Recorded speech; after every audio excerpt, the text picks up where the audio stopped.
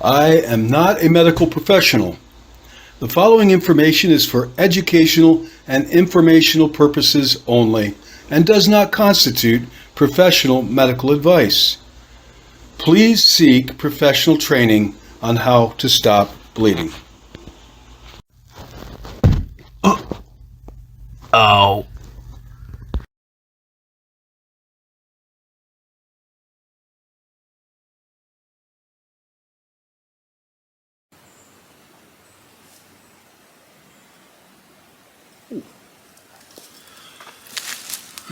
Hello. This should be a quick class. What do you do if a knife is stuck in your body or somebody else's? An accident has happened. I can think of one case where this happened in the Army. I've told it before. Somebody else was throwing knives and they missed, and it stuck a soldier in basically his buttocks, and stuck right in, went right through the uniform like it was nothing, stuck deep into his muscles on his butt cheek. And let me tell you, when they pulled the knife out, and it bled profusely at that point. So I'm not a doctor or a medical expert. Seek out professional sources for this. But I'm going to tell you what I have learned just from that experience and from everything I've read. And there actually is quite a bit online covering this odd, gory topic. What do you do if somebody has a knife stuck in their body, their arm, leg, torso, wherever, eye socket? They don't discriminate when you get an accidental throw. They hit whatever they hit. And first off, you have a medical emergency at that point. Call 911, call for help. Second, do not remove the knife. Leave it in. You're in big trouble at that point if it's stuck into your torso somewhere. I had a friend who was stabbed in the back. He told me about this. I wasn't there. But some guy, nobody knew the guy, stabbed him in the back with a knife. And didn't leave the knife in, just stabbed him and then took off for some guy on drugs or something. And my friend said that it didn't bleed much at all. It didn't even hurt much. I just felt a little sting, a cold sting on his back.